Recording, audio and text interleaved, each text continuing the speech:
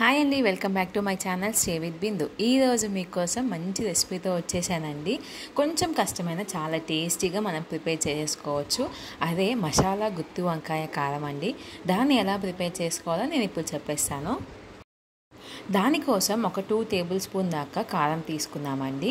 కొంచెం salt add చేసుకున్నాం మన టేస్ట్కి తగ్గట్టు. ధనియాల పౌడర్ని ఒక 2 టేబుల్ స్పూన్ యాడ్ చేసుకున్నాము. పసుపు కొంచెం యాడ్ చేసుకున్నాము. ఒక 1/2 టీ స్పూన్ దాకా గరం మసాలా యాడ్ చేసుకున్నామండి. నార్మల్గా అన్నిట్లో వేసే కదా మసాలానే అండి ఇదంతా. దీంట్లోనే ఒక 5 నుంచి 6 టేబుల్ స్పూన్ దాకా కోకోనట్ పౌడర్ని మనం యాడ్ చేసుకున్నామండి. మనకి బయట దొరుకుతుంది కదా డ్రై కోకోనట్ పౌడర్ అని, అది తీసుకుంటే సరిపోతుందండి. దీంట్లోనే ఒక 1.5 టేబుల్ స్పూన్ దాకా అల్లం వెల్లుల్లి పేస్ట్ కూడా యాడ్ చేసి ఒక 1 టేబుల్ స్పూన్ దాకా ఆయిల్ తీసుకొని అంతా బాగా మిక్స్ అయ్యేలాగా ఈ విధంగా మిక్స్ చేసుకోవాలండి. మనం ఎంత బాగా మిక్స్ చేసుకుంటామో ఆ కోకోనట్ నుంచి కూడా అండి మనం పౌడర్ వేసాం కదా ఆయిల్ అనేది బయటకు వస్తుంది. సో నేను ఇక్కడ 1/2 కేజీ దాకా గుత్తి వంకాయలని తీసుకున్నానండి. నీట్గా వాష్ చేసి ఇట్లాగా చేసుకున్నామండి. దీనికి మనం 4 పార్ట్స్గా చీల్చుకున్నాము. ఈ విధంగా నేను ఎట్లాగైతే కట్ చేస్తానో అట్లాగా కట్ చేసుకున్నామండి. ఇట్లాగా అన్నీ కట్ చేసేసుకొని లోపల ఏమైనా పుచ్చులు ఉన్నాయా, పురుగులు ఉన్నాయా, కాయ మంచిగుందా లేదా చూసుకొని మనం పక్కన పెట్టేసుకున్నాము.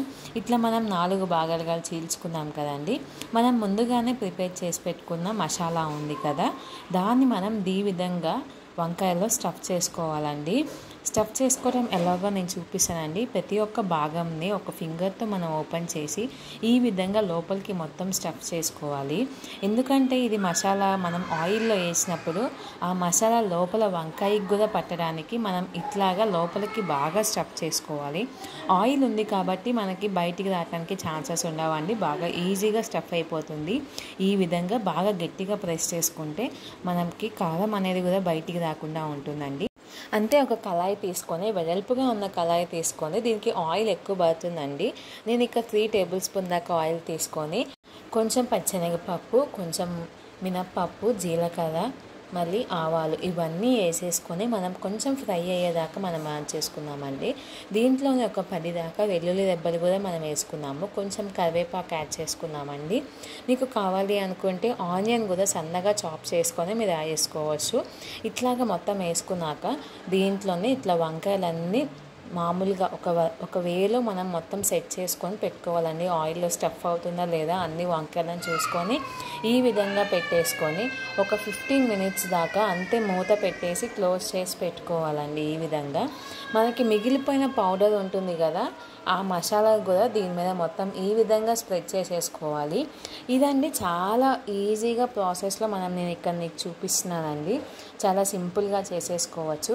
ఒకవైపు కొంచెం కుక్ అవుతుంది అని తెలుసుకున్నప్పుడు మనం ఒకసారి మూత ఓపెన్ చేసుకొని దీన్ని కాయను మనం కొంచెం మామూలుగా మొత్తం స్పీడ్గా తిప్పకుండా స్లోగా వంకాయని రివర్స్ చేసుకున్నామండి.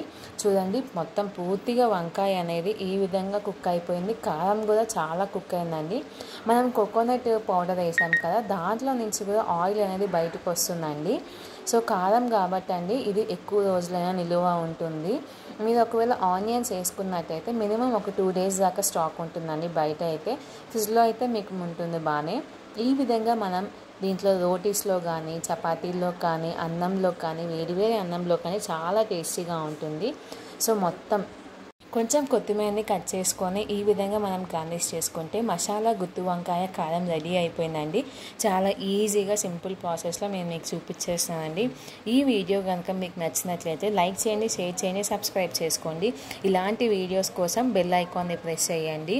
మీ సపోర్ట్ నాకు ఎంతో యూజ్ ఉందండి. సో ఈ గుత్తి వంకాయ కూడా మీకు కనుక నచ్చితే మీ ఫ్రెండ్స్కి కానీ రిలేటివ్స్కి కానీ షేర్ చేసి మీరు కూడా ఒకసారి ట్రై చేసి కామెంట్స్లో మీకు ఎలా వచ్చిందో నాకు చెప్పండి. Thanks for watching.